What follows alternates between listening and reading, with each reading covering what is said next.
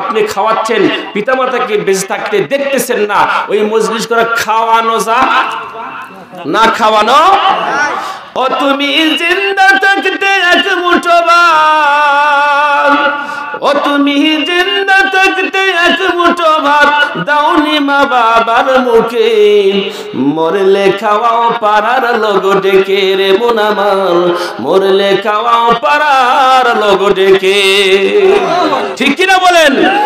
মাসে মাসে লক্ষ টাকা ব্যাংকে রাখো জমা, বাড়ি বাড়ি ভিক্ষা করে তোমার মা বাবা, হারে তোমার মা বাবা। ও তোমার বইয়ের হাতে সোনার মালা, ও তোমার বইয়ের হাতে সোনার মালা, দিন কাটে তার কত সুখে, মরলে খাওয়াও পাড়ার লোক ডেকে। আপনারা কি মন খারাপ করছেন ভাই? এইবার খেয়াল করেন গো বাবা, হয়তো কতগুলা মায়ের আছে বলবে হুজুর গো শুধু মা বাবার ব্যাপারে আপনি ওয়াজ করলেন, কিন্তু শ্বশুর শাশুড়ির ব্যাপারে তো ওয়াজ করেন না। যদি আমি একটু শ্বশুর শাশুড়ি সম্পর্কে আলোচনা করি আপনাদেরকে বিরক্ত হবেন নাকি? কারণ শ্বশুর শাশুড়ি তো প্রত্যেকে হয়ে যেতে পারে, ঠিক কিনা বলেন?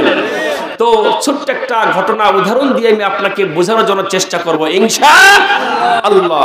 দেখেন, খেয়াল করেন, যখন নাকি একটা ডাক্তারের একটা মেয়ে ছিল, একটাই সন্তান, একটাই মেয়ে, অনেক কষ্ট করে বিয়ে শাদী দিয়েছে।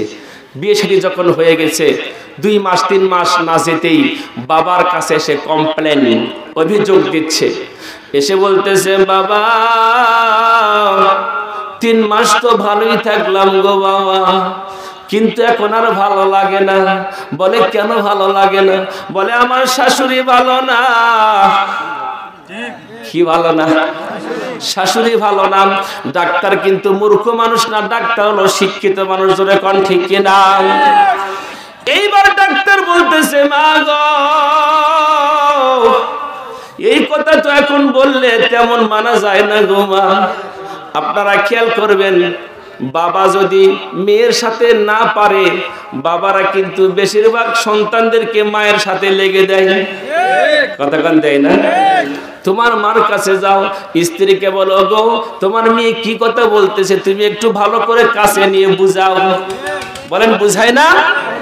এইবার ওই মেয়েটাকে মা সবাই যখন চলে গেছে, বাড়িতে দরজা লাগায় দিয়ে একা একা ঘরের মধ্যে মেয়েটাকে একটু বুঝাই। ঘরের মধ্যে নিয়ে গিয়ে ফিস ফিস করে কান্দে আর কয়, মা গো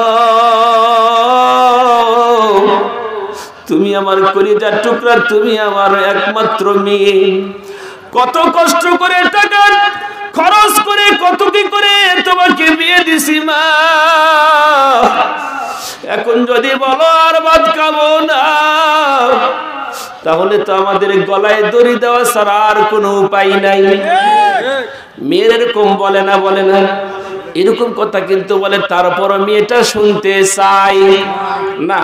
আমি বোঝানোর জন্য বলছি, যদি বা উদাহরণটা আপনার কেমন লাগতে পারে জানি না, কেউ মাইন্ডে নেবেন না। এই মা কিন্তু এক সময় মেয়েকে এই কথাই বুঝায়, মা গো শোনো, অনেক কষ্ট করে, কত কষ্ট করে টাকা পয়সা কামাই করে খরচ করে তোমাকে বিয়ে দিয়েছি, তুমি যদি নাই যাও, শেষ পর্যন্ত না হয় আমি যাব। কথা কানা করে